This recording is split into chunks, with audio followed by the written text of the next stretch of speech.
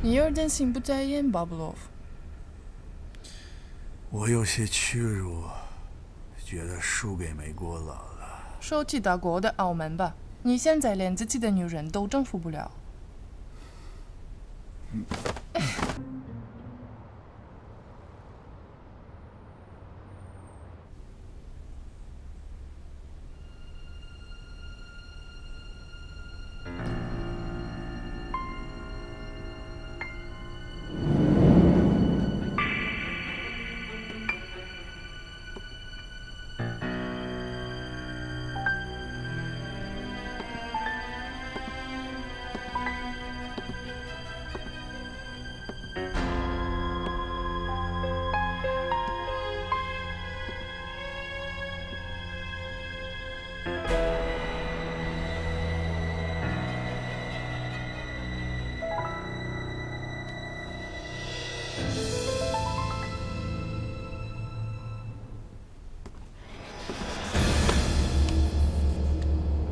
张扬，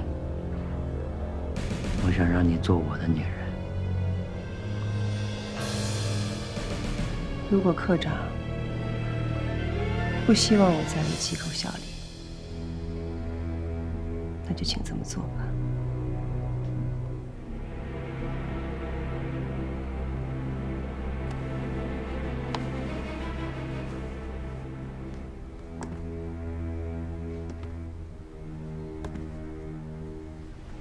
看来你还是因为新佑科长的离职记恨我。那倒没有。我听说你丈夫很少来看你，这种日子不辛苦吗？那是我的事。你难道没有这方面的生理需求吗？那也是我的事。佳阳，你怎么能做到如此冷漠呢？科长，如果您能懂得节制，您会更快受到拥戴。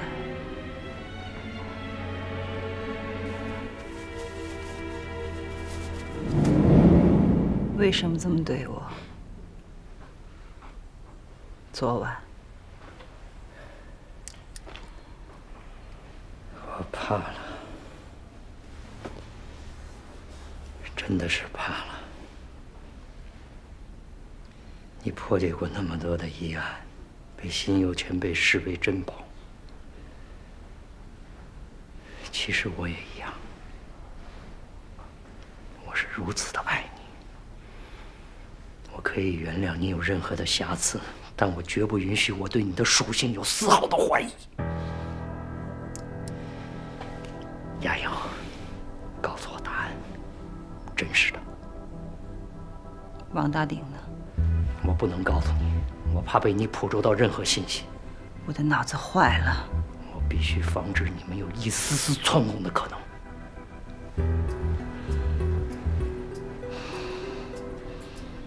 我要回饭店。陈佳莹，我可以不见他。我要洗澡，我要换衣服。如果我的身上有一丝丝的不舒服的话，我是一句有用的话都不会说的。这个你懂我。你在要挟我？趁着大家好奇心都重。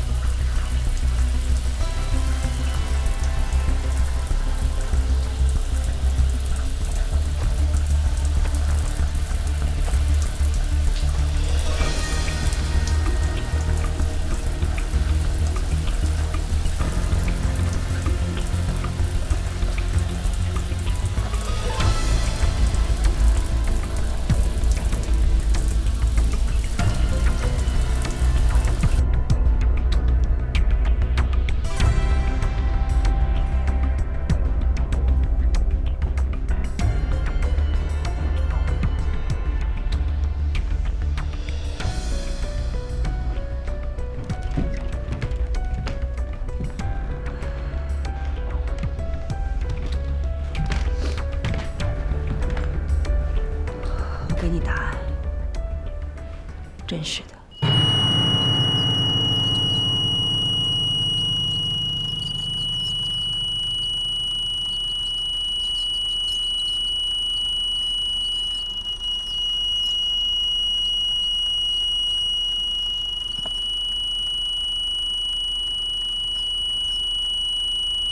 把那给我关了，搬出去。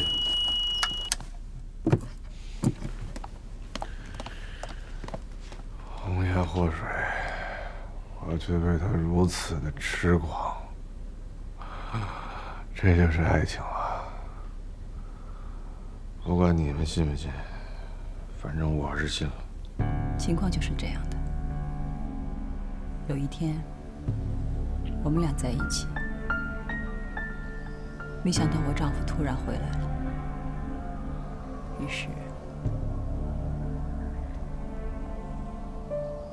当时他凶极了，想要伤害我，王大定就和他打了起来，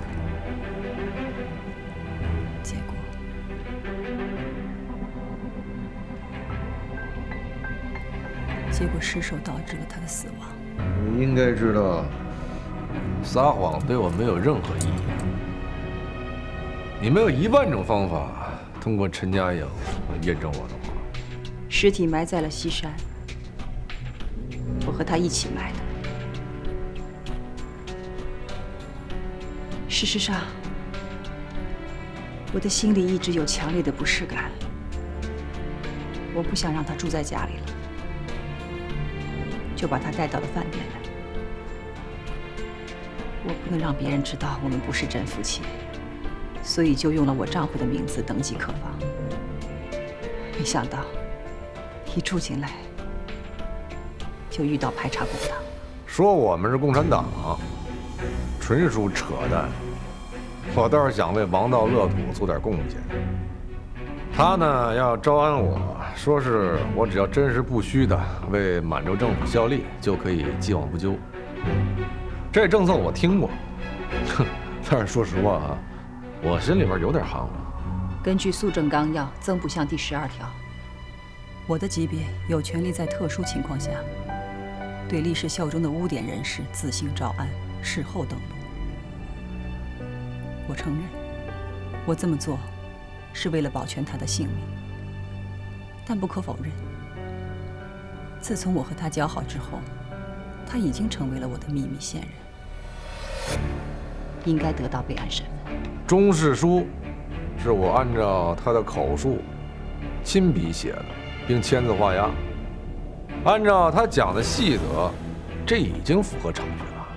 您不会不知道，抗联已经拉拢和影响了不少非法武装。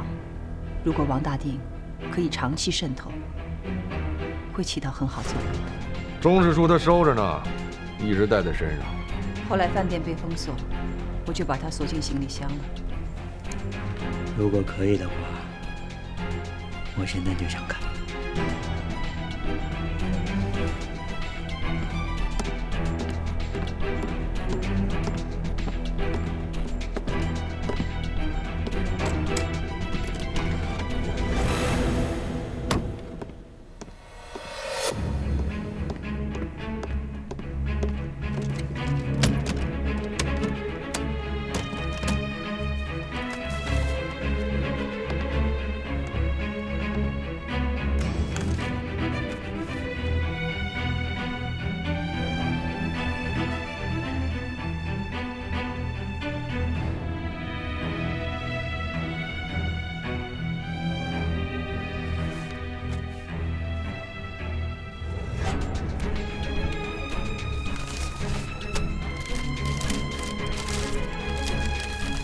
本人王大鼎系肃正纲要增补项第2条所述之污点人士，自经大日本蓝铁特聘专家陈佳莹女士审查及招安，本人愿立血誓为皇军效力，誓死效忠天皇。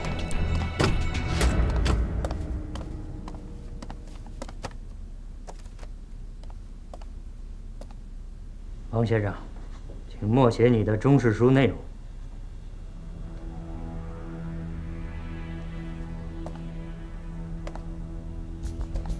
王大鼎，这是你效忠满洲的誓言，你别告诉我你忘了。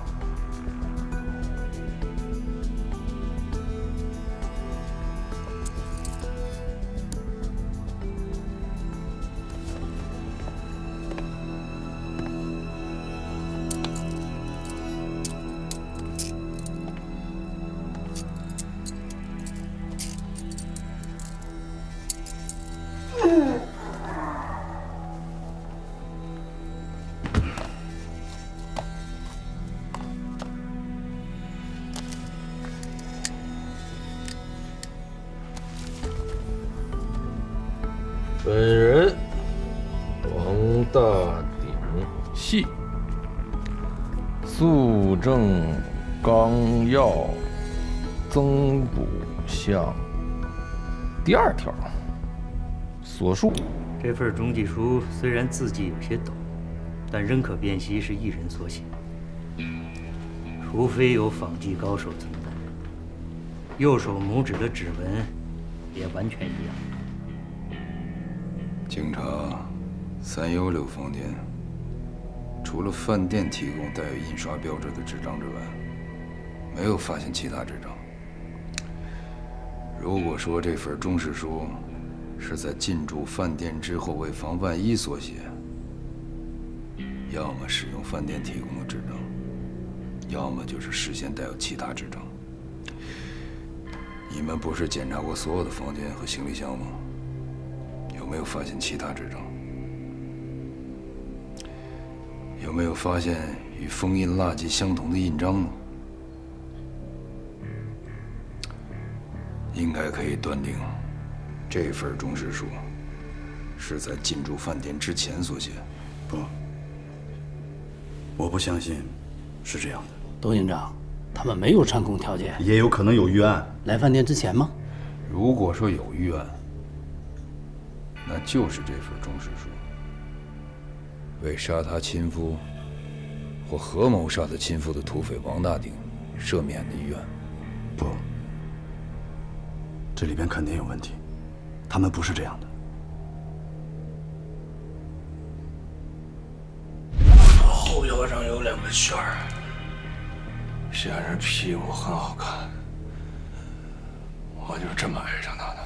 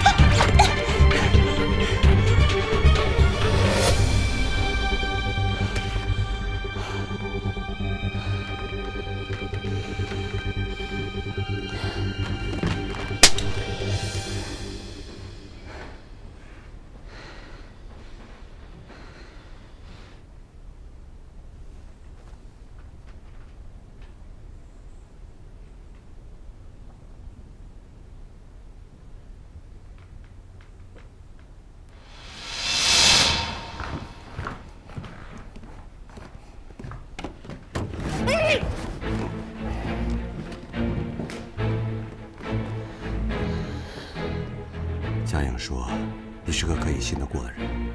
我现在妨碍少，你应该不会喊吧？”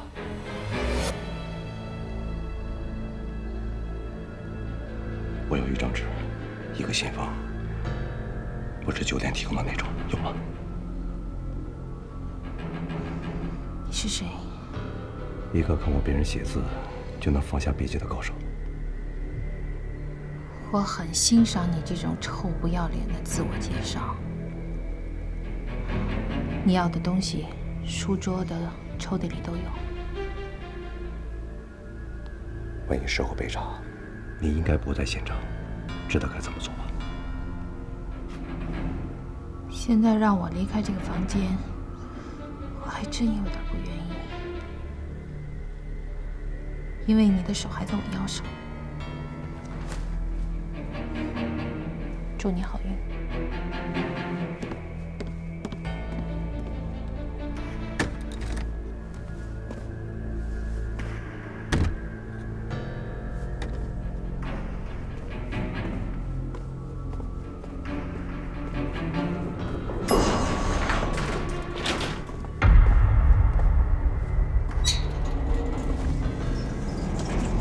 家里事这么晚了，怎么还不睡？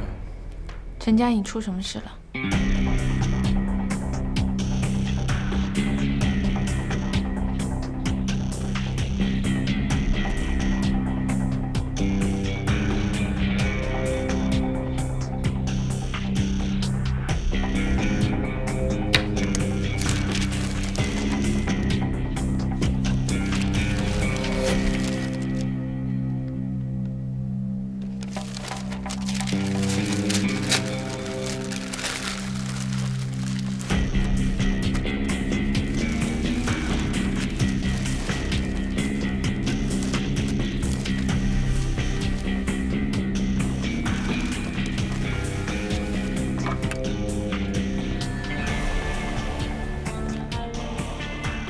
本人王大鼎，系属正刚，天象第2条。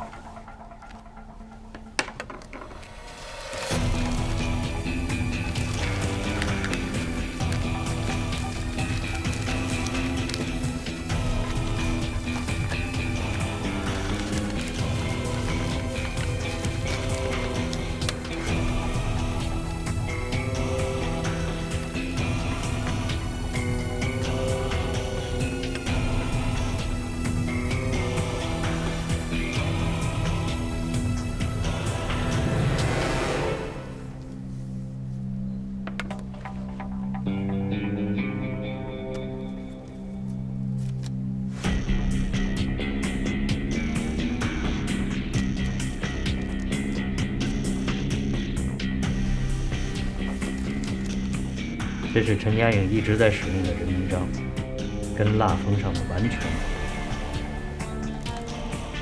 这应该可以证明王大鼎的中式书是在他们进入饭店之前所写的。没错。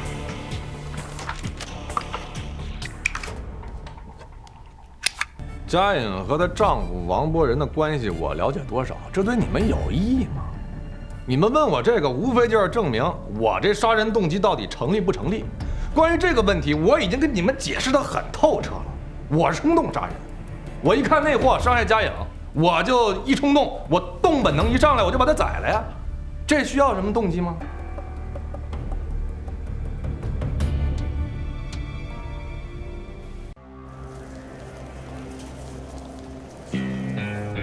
身为机要人员，我不能接触王柏仁的人脉圈，所以我们的结婚仪式也很隐秘。当时在场的只有新右卫门科长一个人。你们让我说出王柏仁更多的亲友关系，非常困难。当时他的底，你是新右科长去查的，查完之后只说了一句话：可以结婚。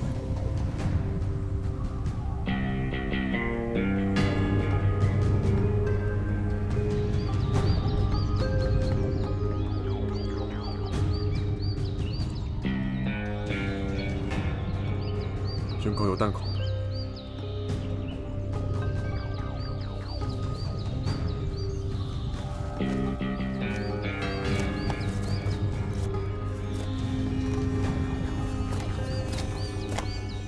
大佐阁下，这是验尸报告。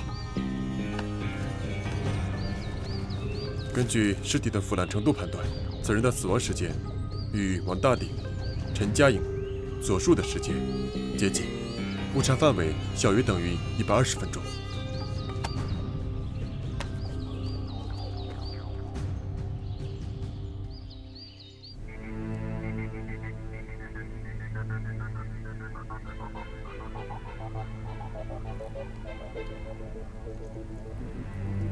谋杀亲夫的谎言，王大鼎很有力气，而我却焦虑到了极点，因为王柏仁只是个虚拟人物。这一真相几天之后就会揭晓。当我们做不到在这之前消除一切疑问得以脱身，我们甚至无法做到封读还原中必然存在的漏洞。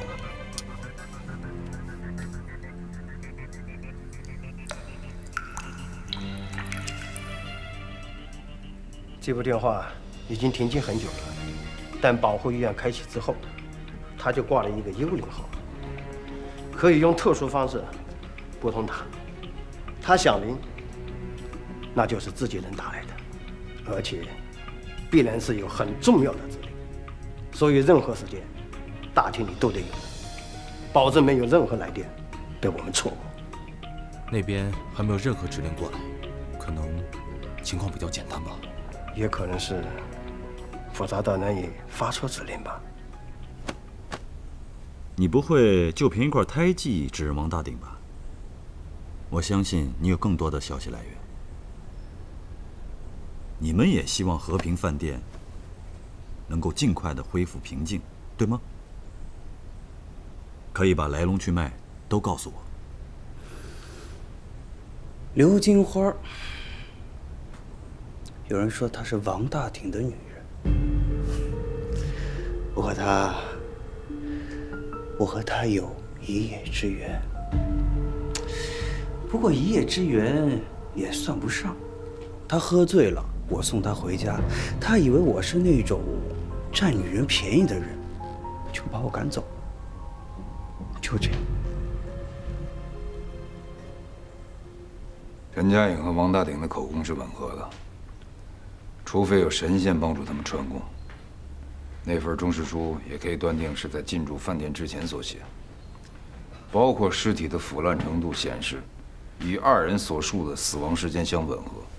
所有证物不可能在同期同一时段下进行伪造，所以应可断定，他们二人的口供是属实的。陈嘉颖的档案在327火灾中已经焚毁了，之后补充的材料中显示，王伯仁，确切的说是夫妻二人在青岛的住址，只是电话已经停机。早他妈干嘛？什么叫早他妈干嘛了？窦警长，你得明白，机要人员的信息是保密的。您之前的怀疑仅停留在猜测的层面，是不足以让我们给你提供这些信息的。王伯仁的亲友关系，陈嘉颖还提供了他的父母在山东高唐县的乡下，查起来很是困难。陈嘉颖这是在给我们制造困难。南铁机要人员陈嘉颖和土匪黑瞎子岭的二当家的，因为河沙亲夫奸情暴露，又因为要保护对方，利用特权将其招安。我们满洲的风气王道乐土，多么令人赞叹呐！反正我当警察这么多年，我就没有发现哪个谎言是没有漏洞的，不管施谎者有多么的机警。现在有2条线索可以追溯：一，陈王二人在山东青岛的住所，我们可以派当地的潜伏机构前去探查；二，王大鼎有个女人叫刘金花，住在六合公寓的307。六合公寓？对，当时我们追捕文姓要犯，就是从那里开始。305是305、307两户是否有关联，尚未可知。那就2条线同时铺开。如果陈嘉颖和王大鼎在说谎，没有串供条件，又是封闭环境，2个人不可能面面俱到。还要貌似解除2个人的禁锢，让他们回到一起。我要让刘金花到来之时，结结实实地看到这对奸夫淫妇在一起，貌似还很得意。我们也很客气，对付女人，离间向来都是很好用的办法。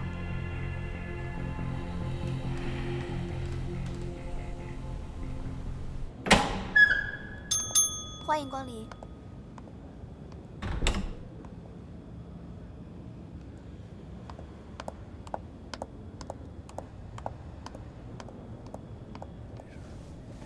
几位请稍等。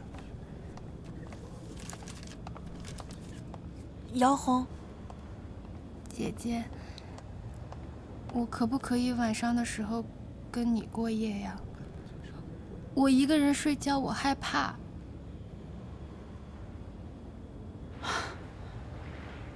当然，不可以。对不起，我在等一个人。对，我在等一个人。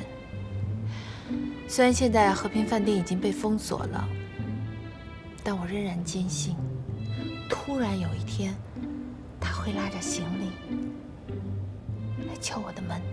我也在等一个人。林公子说让我来这儿等他，谁想我再也没有见到他了。别相信那些貌似连地球都能玩转的人，听听你自己内心的声音，看看他需要什么，让他告诉你，哪怕那只是一个梦境，但至少在梦境里，你也是欢愉的。我能说我没听懂吗？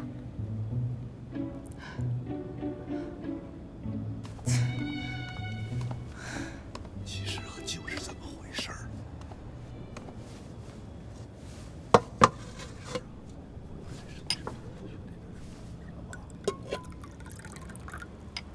谢谢，谢谢。请慢用。我发的回复昨晚就下来了，你们的条件应该可以允许，但说实在的，上面一直都有疑问。如此巨恶的政治陷阱，藏匿在满洲，非你们的地盘，怎么做到的？一些金融手段而已，我只能说到这儿。那你放心，只要从这儿出去，就能见到真金白银。你别太乐观了，1万的经理告诉我，不如意事十有八九。陈家颖是机要人员，一旦证实他有问题，他的上司野间平二就会有一大堆麻烦事急需处理。他一撤，县警方就不顾权限，只能把这里移交给关东局。对于和平饭店来说，关东局会考虑方方面面关系的，弹性很大，多半是会把我们录入监视名单，派人监视而已。OK。这对于你我来说，根本就是常态了。妈妈陪我一起玩嘛？啊，我陪你玩。想搭个什么东西啊？我们可以搭桥啊。好呀，搭呀。想搭个什么桥呀？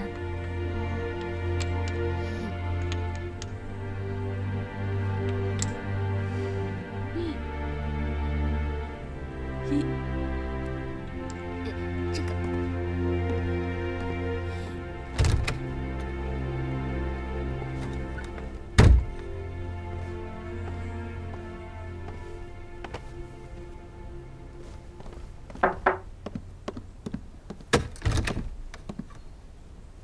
陈女士，一个臭名昭著的土匪，应该杀人无数，在哪儿藏具尸体？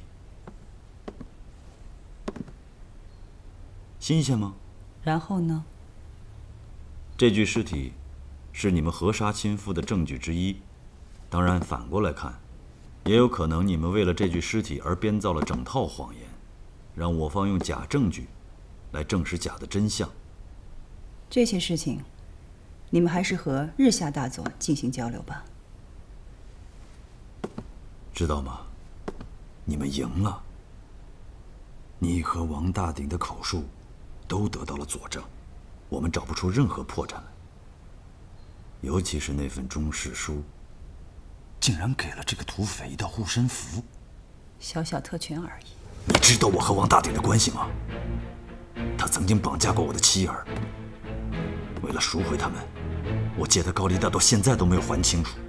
我曾经发誓我要将他千刀万剐，可是今天我要来自己通知他，他可以不再接受问询。如果你愿意的话，他可以回来跟你继续你们肮脏的关系。请你注意言辞。你不觉得可耻吗？小小的特权而已，谋杀亲夫可以免罪。你的那个奸夫之所以能脱罪，就是因为被你招安立誓效忠。从来没有像今天觉得惊悚过，我一阵一阵浑身发冷。我切身体会到了，我切身体会到在满洲暗藏的种种特权，竟然是如此的畸形。陆军长，你闭嘴！赵安并不是什么护身符，丈夫的死我心里也不痛快，所以请你闭嘴吧。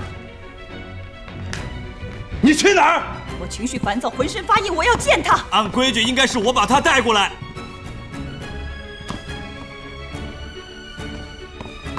你听着，窦警长，在我陈家颖的字典里就没有规矩这个词儿。